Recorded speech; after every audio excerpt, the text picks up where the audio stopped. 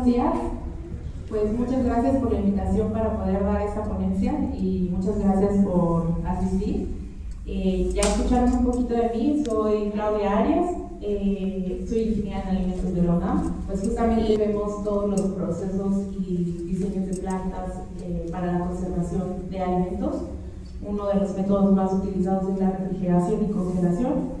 Entonces, parte de nuestra carrera llevamos diseño de instalaciones frigoríficas y que va muy relacionado a la parte de diseño mecánico de tuberías, conversión. Vamos a comenzar. Justamente como buenos ingenieros todo lo queremos aplicar, ¿no? Lo que veamos en la escuela, las cosas teóricas, tenemos que aprender dónde realmente son importantes. Entonces, bueno, la presentación es hacia una refrigeración sustentable, criterios técnicos clásicos. Como unidades comerciales nos referimos, por ejemplo, a sistemas de refrigeración que se instalan en supermercados, en tiendas de conveniencia y demás. México es el principal exportador latinoamericano de equipos de refrigeración. Se estima que al año exporta 1.8 mil millones de dólares en productos. ¿Sí? Esto quiere decir que dentro del sistema de refrigeración hay muchos equipos. Y bueno, la refrigeración es un sector clave para la industria alimentaria, para la industria minorista y también para la farmacéutica. Ok, entonces platicamos acerca de las aplicaciones de la refrigeración que son más comunes, pues los podemos subdividir en tres categorías principales. Una es la refrigeración comercial, otra la refrigeración industrial, otra EPC y como adicional el transporte refrigerado. Dentro de estas categorías hay distintas aplicaciones. Por ejemplo, comercial se refiere a todas las tiendas de conveniencia y supermercados. Nos referimos a sistemas que operan principalmente con refrigerantes freones, HFCs o A2L.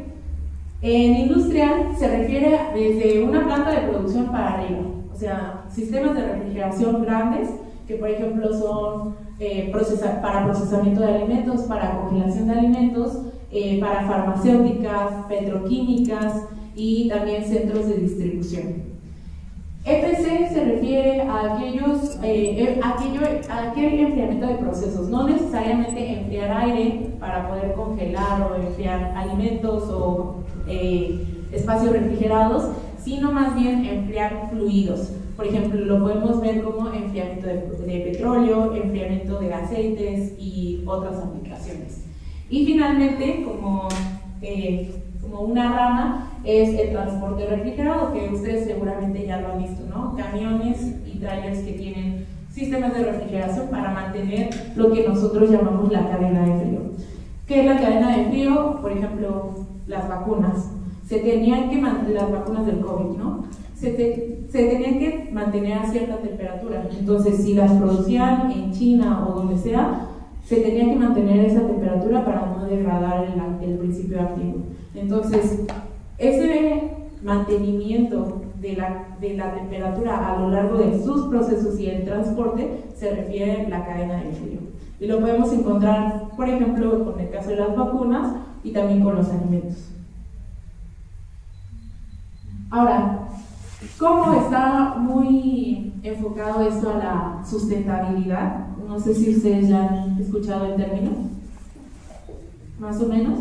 Bueno, vamos a tocar el tema del contexto global de la refrigeración, porque es un servicio que todos necesitamos, pero también tiene una repercusión en el clima o en el medio ambiente.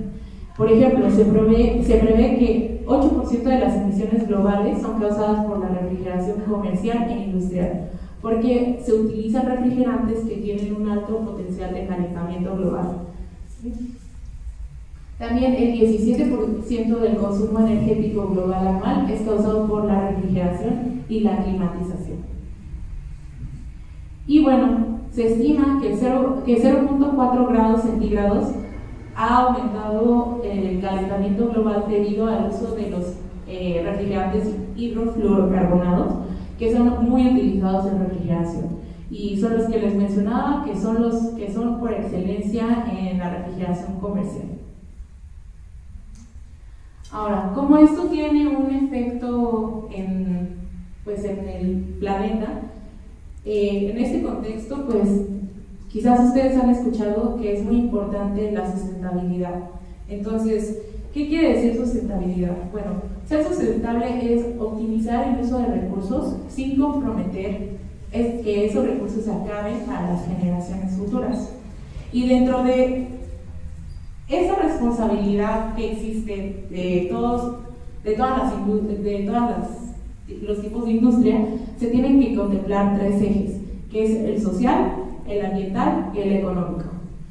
Forzosamente se tienen que cumplir los tres ejes, porque muchas veces hay iniciativas que son como le llaman greenwash, que es aparentemente muy ecológico, pero si ya mides la huella de carbono, el gasto y demás, no es tan ecológico como aparentemente es.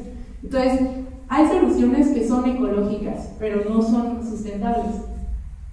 Entonces, para que sea sustentable, tiene que cubrir la parte ecológica, tiene que tener responsabilidad social, es decir, no dejar sin recursos a la población, y también tiene que cubrir la parte económica, sobre todo para la industria que al final de cuentas se mueve siendo un negocio.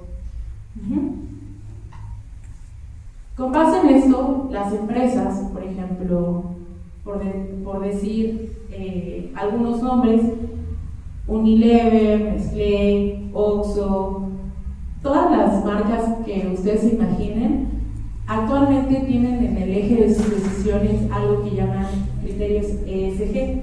¿Qué quiere decir esto? Bueno, ESG es Environmental Social Governance. Y quiere decir los tres ejes que comentábamos, el social, el ambiental y el económico, de alguna forma. Entonces, son un conjunto de criterios que utilizan las empresas para evaluar su impacto ambiental, su responsabilidad social y sus prácticas de gobernanza. En otras palabras, las empresas actualmente miden que todo lo que involucra sus procesos de producción, miden las emisiones directas e indirectas. En el caso de refrigeración, el uso de HFCs va a causar emisión de dióxido de carbono y de gases de efecto invernadero. Entonces, ellos tienen que cuidar que esas emisiones no sobrepasen un límite, ¿sí? Costos energéticos crecientes. Igualmente, hay sistemas de refrigeración que consumen más o menos energía.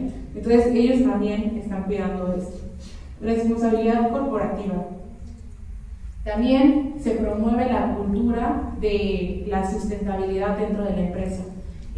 Ustedes, pues, obviamente son estudiantes, pero cuando entren a trabajar, y sobre todo en empresas transnacionales, se van a dar cuenta que hay actualmente una cultura de sustentabilidad en todo. No solo en la parte productiva, supongamos que ustedes entran a una planta donde fabrican autos, ¿no? Ahí pueden medir emisiones directas, costos energéticos en la producción, pero la cultura de la sustentabilidad se va hasta lo más mínimo. Incluso cuánto gastan de energía en las oficinas, cuánta agua están consumiendo, todo eso lo empiezan a medir las empresas. También la diferenciación competitiva.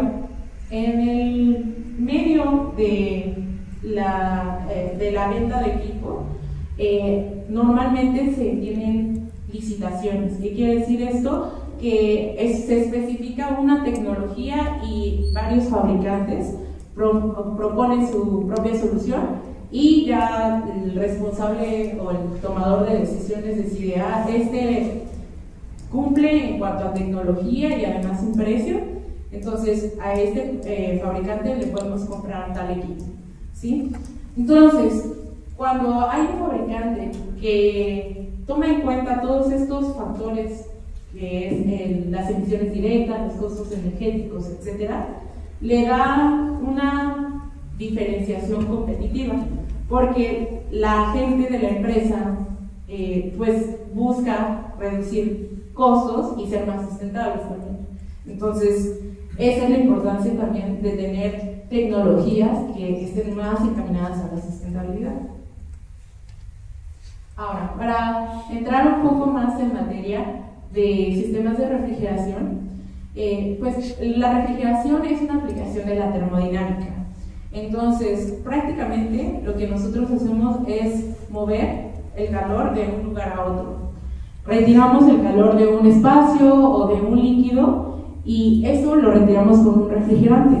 Un refrigerante es un fluido que es volátil o evapora a condiciones de presión bajas y también a temperaturas bajas.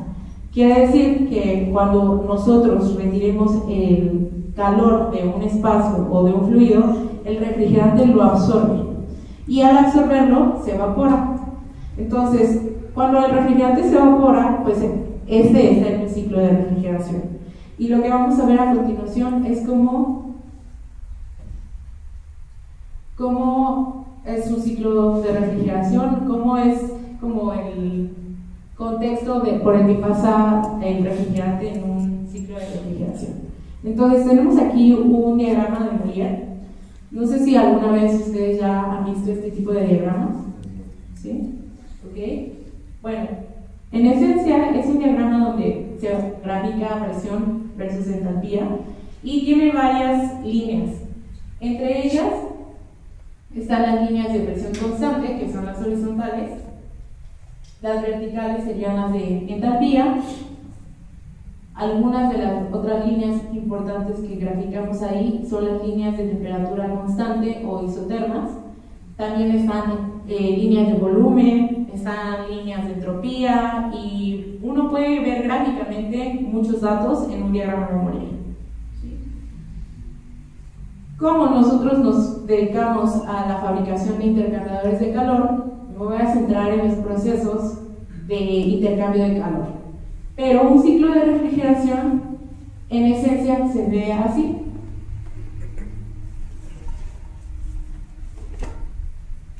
El refrigerante está a una determinada presión que llamamos presión de evaporación. Esa presión a la que el refrigerante va a evaporar cuando retire el calor del espacio refrigerado.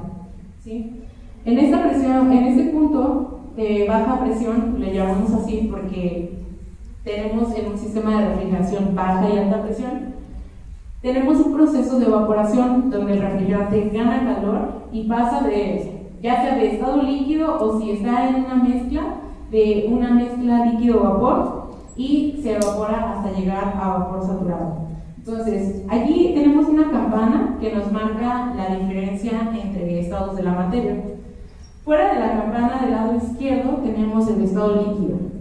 Fuera de la campana del lado derecho tenemos el estado gaseoso. Dentro tenemos una mezcla. Y entre más me acerque yo a uno de los extremos, el porcentaje de mezcla va a cambiar. Es decir, mientras más esté yo del lado derecho, va a ser más porcentaje de vapor o gas que líquido. ¿Sí? Entonces, como el refrigerante está absorbiendo el calor, se va a evaporar. Y como tengo un sistema cerrado, pues tengo que hacer que este refrigerante vuelva a este punto donde se va a evaporar porque mi interés es estar retirando el calor constantemente. Entonces se hace un ciclo de refrigeración. Lo siguiente que le pasa es que tiene un sobrecalentamiento, aquí ya aumenta su temperatura y después tiene un proceso de compresión. El sistema de refrigeración es un sistema de compresión de vapor, ¿sí? También así se reconoce. Lo que hace esto es aumentar su presión y por lo tanto también su temperatura. De hecho, si vemos aquí, la isoterma que toca es mayor que la isoterma de evaporación. Aumenta su presión, aumenta su temperatura y ya lo tenemos a una presión. Esta presión es la presión correspondiente a la temperatura en la que quiero pasar de vapor a líquido. Y todo esto se hace porque quiero regresar este refrigerante a este punto de volver a absorber calor. Entonces, pasa el refrigerante de vapor sobrecalentado en este punto, disminuye su temperatura, en este punto ya está en vapor saturado porque está en la línea de saturación y luego se condensa, es decir, cambia de fase de vapor a líquido. Y podemos tener un subenfriamiento, que quiere decir que que después de líquido saturado lo puedo enfriar un poquito más para poder ganar entalpía, diferencias de entalpía y tener un mayor efecto refrigerante. Ay, disculpen. Y aquí, ¿qué es lo que sigue para poderlo devolver a este punto? Pues bajarle la presión. Entonces, ¿cómo lo bajamos la presión? Con una válvula de expansión. Esta expansión provoca que regresemos a esta misma baja presión y que se haga un ciclo de refrigeración, ¿sí? De esta forma retiramos el calor de fluidos, de espacios refrigerados, y de esta forma también funcionan sus refrigeradores. ¿Hay alguna duda hasta aquí? Okay. Bueno, y como pueden ver, esta es una de las aplicaciones de la termodinámica. En un sistema cerrado, pues esa energía la podemos mover de un lugar a otro. Ahora, para el diseño de intercambiadores de calor, quizás ustedes ya han visto esta ecuación. También lo voy a explicar de la manera como más sencilla posible. Un intercambiador de calor, al final de cuentas, tiene una capacidad. Esa capacidad que nosotros tenemos acá, que es una diferencia de entalpías, en esencia se traduce como la cantidad de calor que yo estoy retirando y la cantidad de calor que estoy pasando de un lado a otro. Si vemos aquí, de hecho, aquí hay una cantidad de calor, pero aquí la cantidad de calor es mayor. ¿Por qué? Porque pasa por un proceso de compresión que aumenta todavía más la temperatura y entonces en la condensación se retira más calor. Ahora, para el diseño de intercambiadores de calor, entonces nosotros tenemos que saber cuánto calor ya en unidades de energía vamos a intercambiar.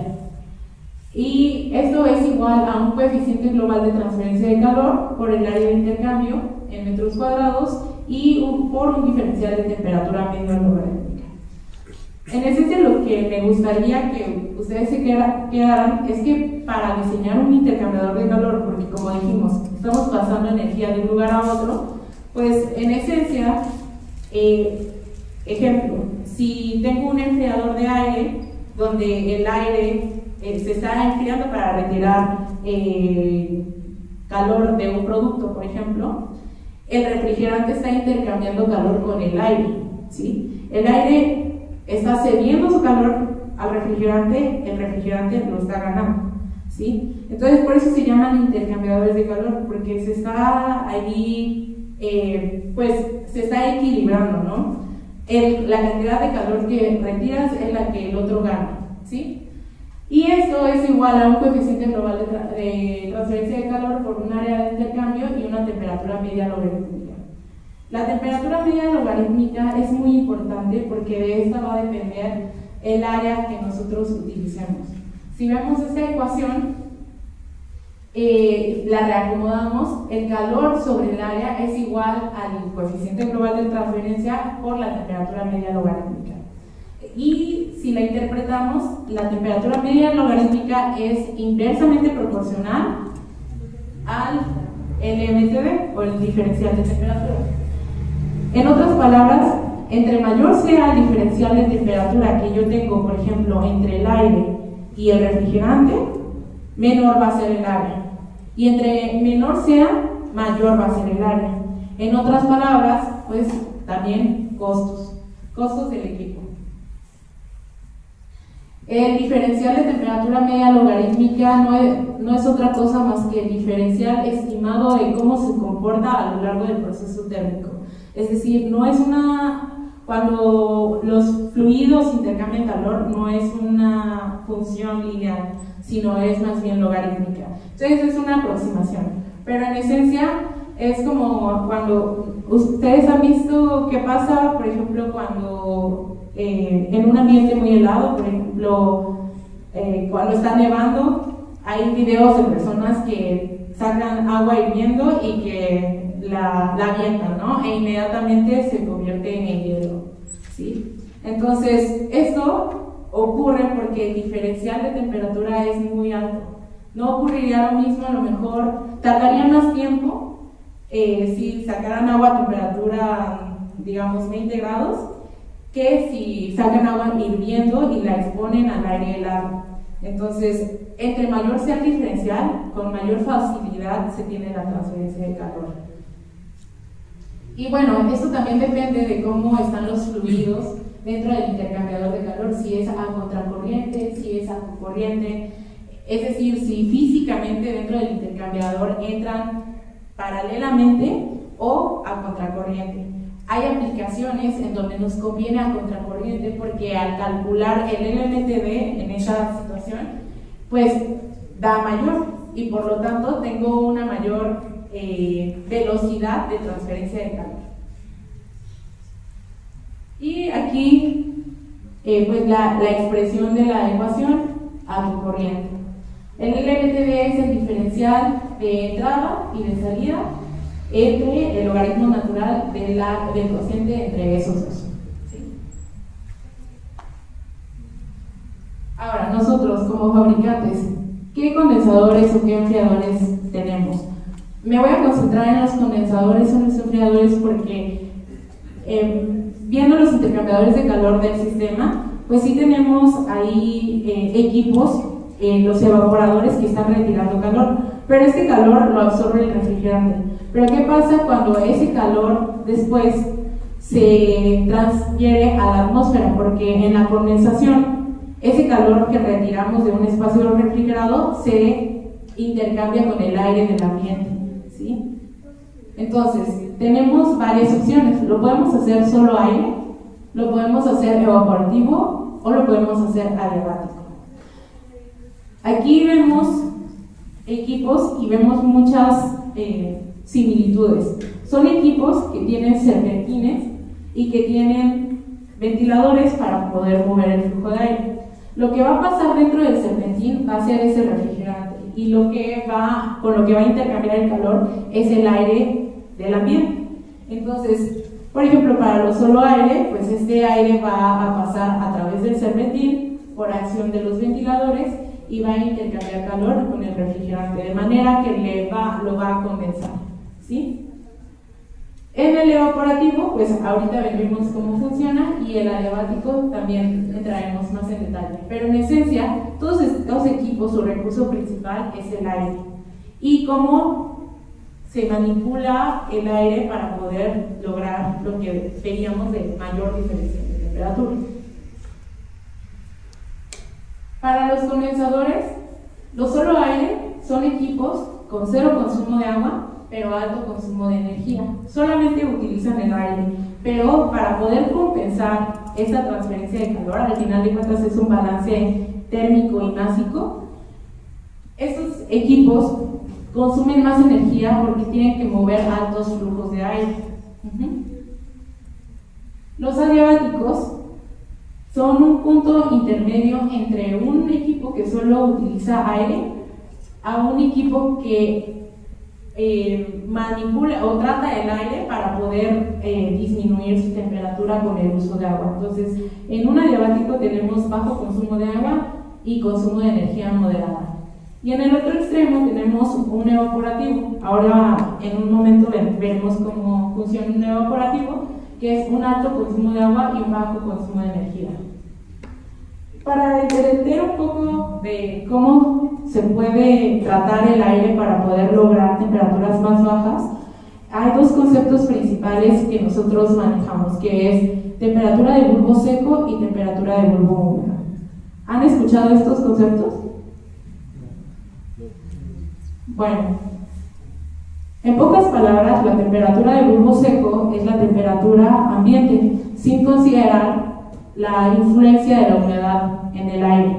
Por ejemplo, si ahorita fuéramos a un parque donde tienen un termómetro, la temperatura que está midiendo eso es la temperatura ambiente sin considerar la humedad relativa, ¿sí? O si nosotros en este momento consultamos la temperatura en nuestro celular, esa es la temperatura del bulbo seco, ¿sí? La temperatura del bulbo húmedo se llama así porque es como si nosotros tomáramos un termómetro y le pusiéramos en el bulbo, perdón, una gasa o un paño húmedo. Lo que estamos haciendo es que la medición que va a registrar el termómetro está considerando ya la humedad. Y cuando nosotros comparamos una contra otra, la temperatura del bulbo húmedo siempre va a ser más baja, ¿sí? O sea, en un día lluvioso, considerando que el aire se está humidificando, se defiende la temperatura del medio ambiente, ¿sí? Entonces, en esencia es eso. En un condensador por aire, que solamente utiliza aire para poder condensar el refrigerante, el aire está a temperatura de bulbo seco. ¿Por qué? Porque no lo estamos humidificando, no se le está haciendo nada. Entonces estamos utilizando aire a temperatura ambiente, ¿sí? Estos condensadores son muy utilizados en refrigeración comercial, que ya entendimos un poco qué es refrigeración comercial, que es todas aquellas que trabajan en su mayoría con freones y que son tiendas de conveniencia o supermercados, ¿sí? Aquí lo que tenemos es que la condensación es a temperaturas altas, ¿sí? Y bueno, este sería el funcionamiento del condensador por aire. Se toma el aire por la parte de abajo, en este caso de este equipo, y se hace pasar a través del serpentín. El refrigerante cede el calor al aire, el aire absorbe ese calor y cuando sale por la parte superior del equipo, pues ya tenemos aire caliente y el refrigerante condensado. ¿Qué temperaturas se manejan usualmente en la refrigeración comercial? Temperaturas de ambiente y temperaturas de condensación. Bueno, pues va a depender también del lugar de instalación, pero aproximadamente la condensación del refrigerante se da a una temperatura 10 grados arriba aproximadamente de la temperatura del bulbo seco del lugar de instalación. ¿Hasta ahí alguien tiene alguna pregunta? ¿Algún comentario? ¿No? Hay premios. Bueno, el siguiente tipo de tecnología, que es el otro extremo, ahí sí vamos a tratar el aire o vamos a cambiar las condiciones iniciales del aire. Este equipo lo que tiene es un serpentín. Normalmente este tipo de equipos ya se utilizan a nivel industrial, en donde manejamos otro tipo de refrigerantes como los naturales, como en el caso del amoníaco. Entonces, en este tenemos un serpentín por el cual va a entrar el equipo, pero este serpentín está en una estructura que tiene varios elementos. De entrada tenemos arriba los ventiladores, pero debajo de los ventiladores tenemos un sistema de aspersión de agua. ¿De dónde viene esta agua? Bueno, viene de un suministro en el mismo equipo de una tina, ¿sí? Entonces, de aquí, de esta tina, se toma agua para poder llevarla al sistema de aspersión, se irrigan los serpentines, se espregan con esta agua para poder causar un efecto evaporativo. ¿Qué pasa? Bueno, tenemos un refrigerante que está entrando a altas temperaturas y poco a poco va a ir circulando. Cuando el agua tenga contacto con el tubo del serpentín, va a evaporarse. Y a su vez, cuando se va a evaporar, lo que se va a hacer es humidificar el aire que está entrando. Entonces, en otras palabras, se está cambiando de tener condiciones de temperatura de bulbo seco en el aire a tener condiciones de temperatura de bulbo húmedo. ¿Y en qué nos beneficia esto? Bueno, recuerden que el famoso LMTD o el diferencial de temperatura, entre mayor sea la temperatura, menor área de transferencia voy a tener, o voy a tener una transferencia de energía mucho más eficiente, ¿sí? Entonces, lo que estamos haciendo es tener aire a la entrada con una temperatura menor que la temperatura de bulbo seco, ¿sí? Posteriormente el refrigerante se condensa y bueno, ya se va a seguir en el sistema de refrigeración, en el ciclo de refrigeración. ¿Qué pasa con esta agua? Bueno, la que no se evapora se va recolectando aquí en la tina. Y estos equipos tienen un sensor de conductividad que va a estar midiendo qué tanto se está concentrando esa agua que está quedando en la tina, porque hay que cuidar la materialidad del equipo, ¿sí? Entonces, en esencia, esta es la razón por la cual este equipo se llama condensador evaporativo, porque hay un efecto de evaporación que está ayudando a retirar el calor del refrigerante. ¿Okay? Entonces, ¿hasta aquí alguna duda? ¿Okay? ¿Qué recursos utiliza un equipo evaporativo? Bueno, utiliza evidentemente el aire, pero también utiliza mucha agua, porque esa agua está humidificando ese aire, ¿no? Y otros recursos que nosotros podemos manipular es el control de velocidad de los ventiladores. Entonces, todos los fabricantes, al final de cuentas, de maquinaria van a buscar ser lo más eficientes posibles. En el caso de los intercambiadores de calor, pues podemos tener el consumo reducido de energía con el control de la velocidad de los ventiladores y el consumo de agua jugando con la materialidad de los equipos y aumentando los ciclos de recirculación de esa misma agua para poder evitar que se gaste demasiada agua. Y aquí lo que veíamos, en un mismo escenario, en vez de tener temperaturas de bulbo seco, voy a tener temperaturas de bulbo húmedo de 19 grados y temperaturas de condensación menores como 33 grados. O sea, va a depender del lugar de instalación, evidentemente, pero pues aquí ya vemos una ventaja.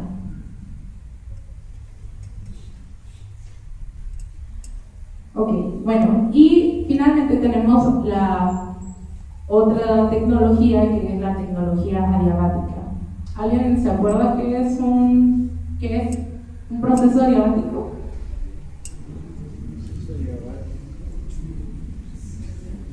¿Lo han escuchado? Segundo, no hay transferencia de calor. Correcto, no hay transferencia de calor, solamente hay, bueno, de hecho la enthalpía se mantiene constante. ¿Sí? Se puede realizar un trabajo sin transferencia de calor. ¿Sí? Entonces, lo que es un nombre que nosotros tenemos para este tipo de equipos, que es prácticamente un híbrido. ¿Sí? Y a esto, los adiabáticos surgen de una necesidad de una condensación más sostenible. Lo que mencionábamos, el uso de recursos, de disminuir el uso de agua. Por ejemplo, en el evaporativo se consume mucha agua y en el de aire se consume mucha energía. Entonces, ¿qué podemos hacer? Pues un intermedio o un punto de balance. Y esto surge del contexto de muchas sequías a lo largo del mundo, ¿no? Por ejemplo, en México pues ya tenemos zonas que ya tienen una situación crítica de agua, de escasez de agua. Entonces vamos a retomar nuestros conceptos de temperatura de bulbo seco y temperatura de bulbo húmedo, recordando que bulbo húmedo está considerando la humedad o está humidificando el aire para poder reducir la temperatura y mejorar la transferencia de calor. ¿Okay? Entonces, ¿qué se hace? En estos equipos tenemos un elemento que llamamos panel hidrofílico, que es prácticamente un elemento de celulosa, o en términos coloquiales de cartón, que se va a humidificar para poder humidificar el aire, ¿sí?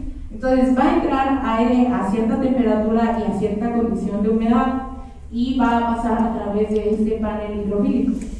Posteriormente va a tener aire frío que va a disminuir su temperatura. Importante aquí, no se está humidificando el aire directamente como en el caso del evaporativo. El evaporativo, cuando el agua se evapora, humidifica el aire directamente y por eso podemos llegar a temperaturas de bulbo húmedo. Pero en un adiabático no podemos llegar a esa temperatura porque se está haciendo indirectamente, se está haciendo a través de un panel. ¿Cuáles son las ventajas del adiabático? Acá podemos ver un equipo que tiene serpentines, acá se ve, ¿sí? Por donde va a circular el refrigerante. Y bueno, tenemos el otro elemento que también es crucial, que son los ventiladores que van a hacer que circule el aire. Y tenemos enfrente estos paneles hidrofílicos. ¿Qué va a pasar? Bueno, aquí está el aire, entra a una temperatura de 35 grados centígrados, pero pasa a través de este panel que se va a estar humidificando. lo que va a ocasionar que se reduzca su temperatura, porque ya vimos que cuando humidificamos el aire en un proceso adiabático, porque es un proceso de transferencia de masa y no tanto transferencia de calor, se va a reducir su temperatura, ¿sí? Una vez que se reduce su temperatura, nosotros vamos a tener aire más frío para poder llevar a cabo la condensación del refrigerante que está pasando por este serpentín. Y el aire, bueno, ya va a llevar a cabo la transferencia de calor y pues va a rechazarse hacia el medio ambiente a una temperatura mayor. ¿Cómo logramos esto? Bueno, lo que hacemos es que tenemos un controlador que está sensando las temperaturas del medio ambiente y está sensando la capacidad que tiene de absorción de agua el aire en ese momento específico.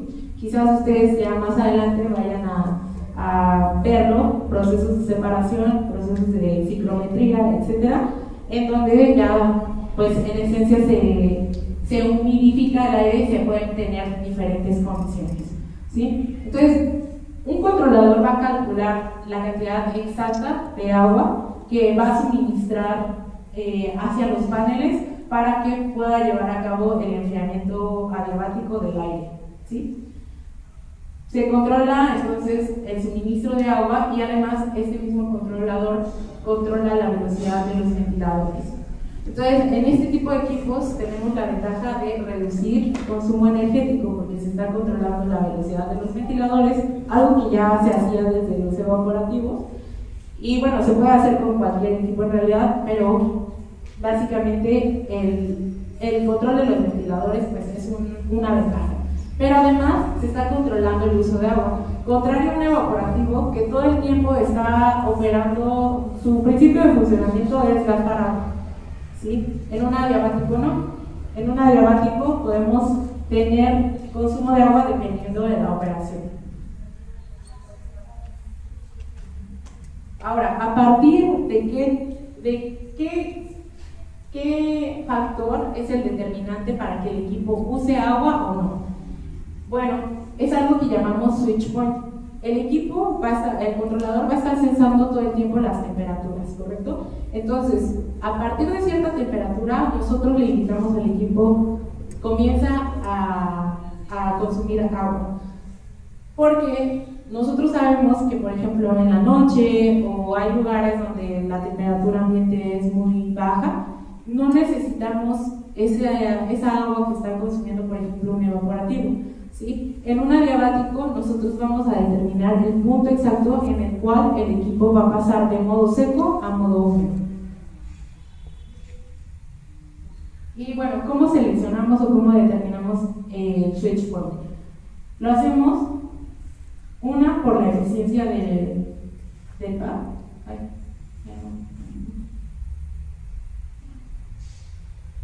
Por la eficiencia del pad, como les decía, pues un condensador adiabático pues no va a tener la misma temperatura de bulbo húmedo porque no humidifica directamente, ¿sí? Y por el porcentaje de ahorro de agua que se está buscando.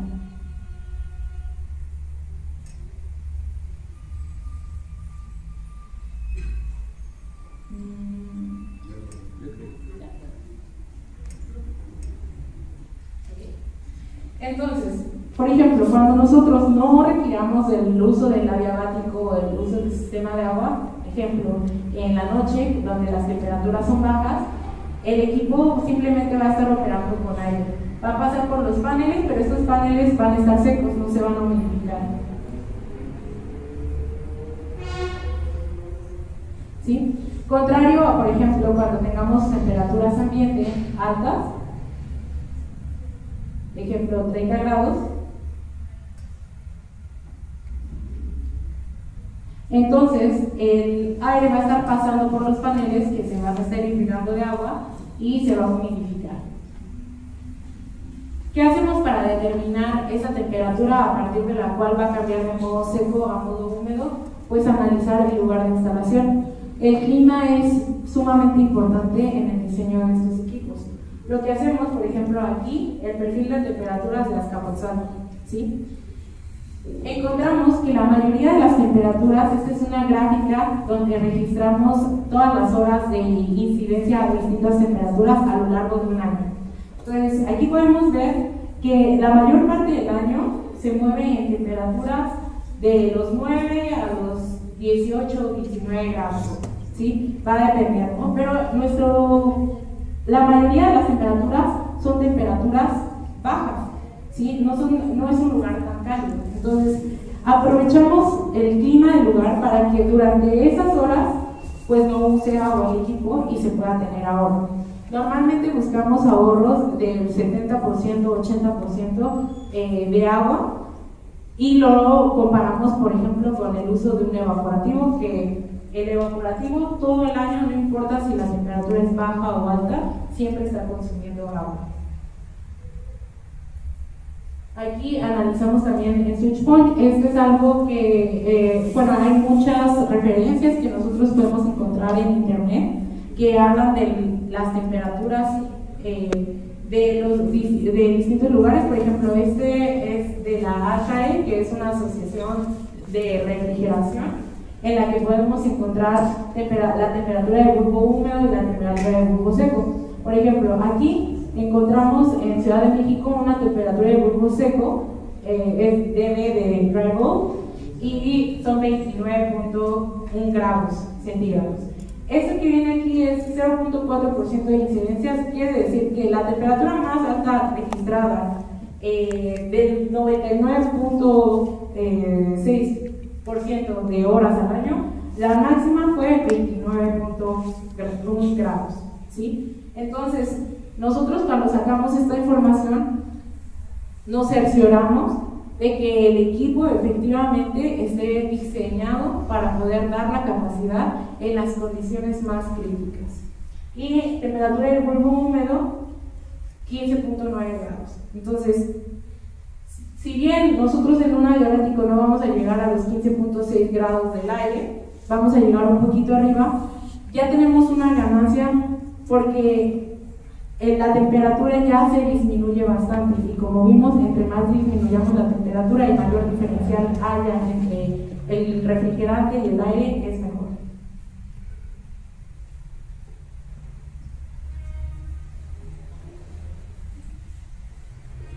Y bueno, ¿dónde podemos utilizar este tipo de tecnología adiabática? Bueno, principalmente en lugares donde la diferencia de temperatura entre bulbo seco y bulbo húmedo sea muy alta.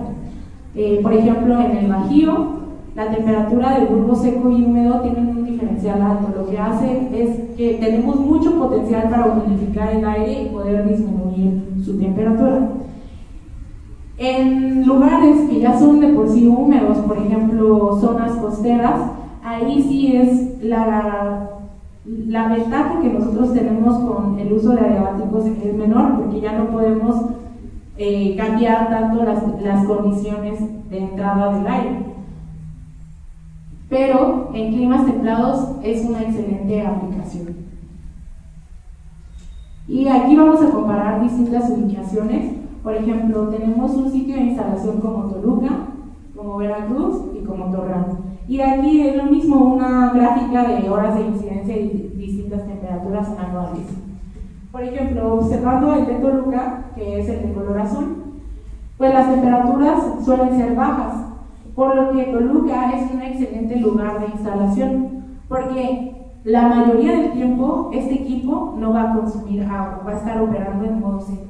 Y solamente ciertas horas, pocas horas al año, va a empezar a consumir agua, dependiendo de dónde nosotros le programemos al equipo que inicie el consumo de agua. Otro lugar de instalación, por ejemplo, sería Torreón, en donde tenemos todo un abanico de temperaturas que van desde las muy bajas hasta las muy altas. A lo mejor este equipo va a consumir más agua, pero también tiene temperaturas muy bajas. Entonces, toda esta parte del año nosotros podemos dejar de consumir agua en el equipo. Y para el caso de Veracruz, que es una zona costera que tiende a las temperaturas altas y aparte humedades altas, pues lo mismo, tenemos acá poca posibilidad oportunidad de jugar con la condición del aire, entonces aquí quizás Veracruz no sería el lugar más conveniente para el uso de un adiabático, pero a partir de cierta temperatura ya estaríamos consumiendo agua, ¿no? Entonces, si nosotros comparamos estos tres ciclos de instalación, pues el lugar más eficiente para poder instalar un equipo adiabático sería Toluca, ¿sí? Después le seguiría Torreón y finalmente le seguiría Veracruz, ¿sí? ¿Tienen alguna pregunta, algún comentario hasta aquí? ¿Seguro? Bueno, entonces nosotros buscamos que la mayor parte del tiempo el equipo esté operando en modo seco y solo pocas horas al año esté operando en modo húmedo, ¿sí? Para que el equipo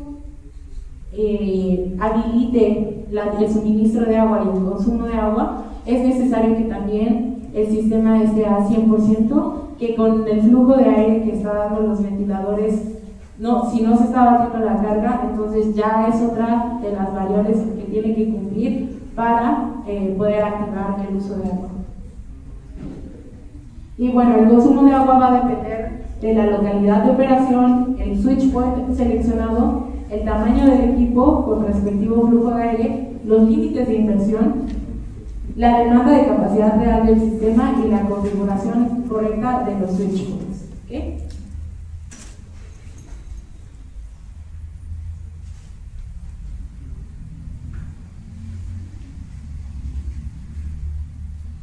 Y bueno, en esencia vamos a tener que las tres tecnologías, la de solo aire, va a tener alto consumo de aire, de energía, disculpen, bajo consumo de agua, o más bien cero consumo de agua.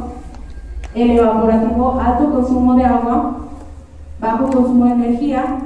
Y el adiabático, pues un punto intermedio que va a depender del lugar de instalación y el porcentaje de ahorro de agua que nosotros estemos buscando. ¿Ok? Entonces, ya que no hay ninguna pregunta, pues ahora les toca a ustedes. Una pregunta, entonces, por ejemplo, en regiones al norte del país, ¿qué tipo de equipos es conveniente utilizar? Depende mucho analizar el clima de cada región, porque más que las temperaturas también hay que considerar la humedad también que tiene el aire en esas regiones. Entonces, el potencial de poder humidificar el aire, ¿sí? Entonces, depende mucho del clima de la región, pero sí hay zonas en donde sí podemos utilizar adiabáticos, aunque por excelencia la mayoría de los proyectos utilizan condensadores evaporativos. Por ejemplo, ¿qué características debe cumplir el lugar donde se debe de instalar uno de estos equipos? ¿Debe ser a la intemperie, en una azotea, en un cuarto cerrado?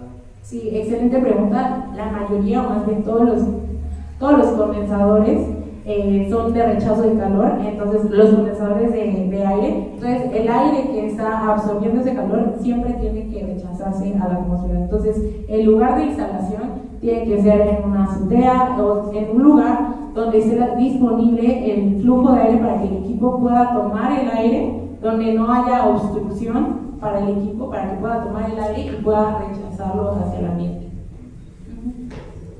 Bueno, en el caso del medio ambiente, que toque ese tema un poquito, ¿utilizan ustedes algún líquido, en este caso el agua, ya purificado o se utiliza el que viene de las llaves? Bueno, más que nada para evitar desprender gases tóxicos a la atmósfera o dentro del hogar.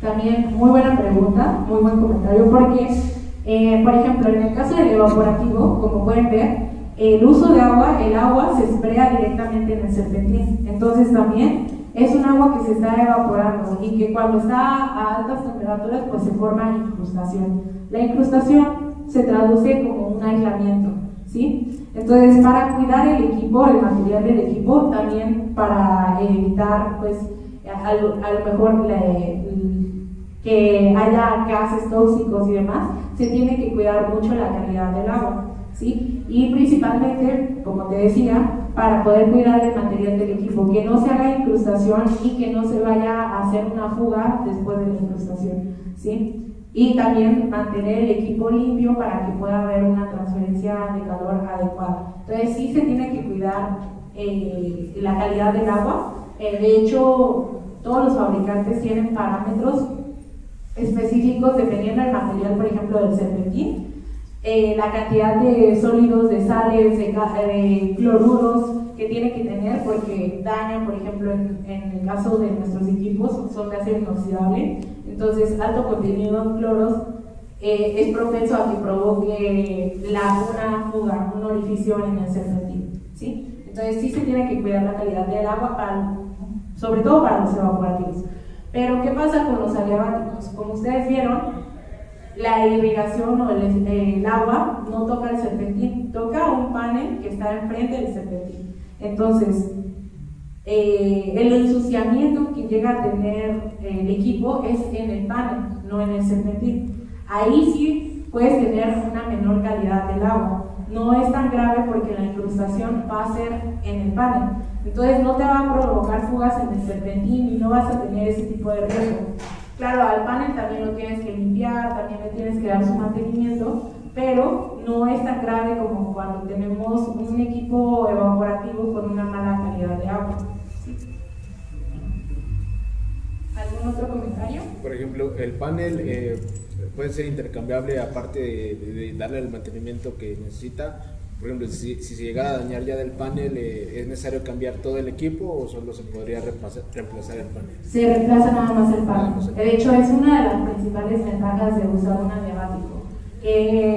Pues como la incrustación no sucede en el serpentín, pues tienes un equipo con mayor tiempo de vida. ¿Sí? ¿Algo más? Bueno. Disculpe, ¿qué tipo de líquido o gases utilizan en sus serpentines y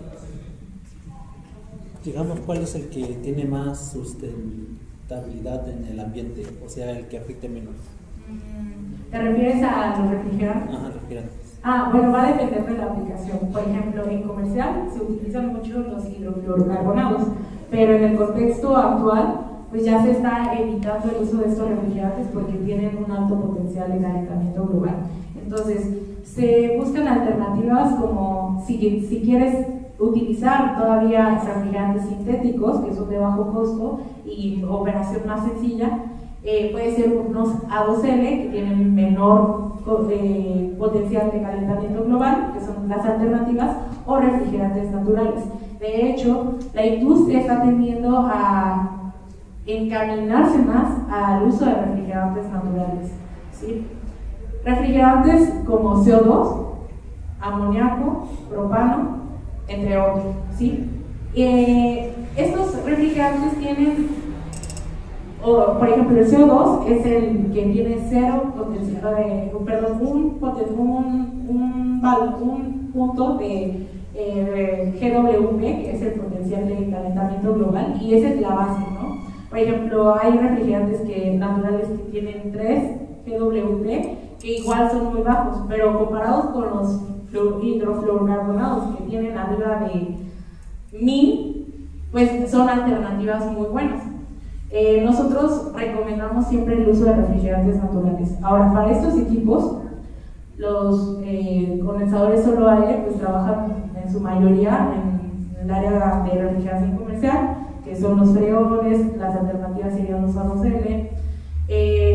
Para los evaporativos son muy utilizados para condensar amoníaco, que es uno de los mejores refrigerantes, o si no el mejor refrigerante para refrigeración industrial, y es natural.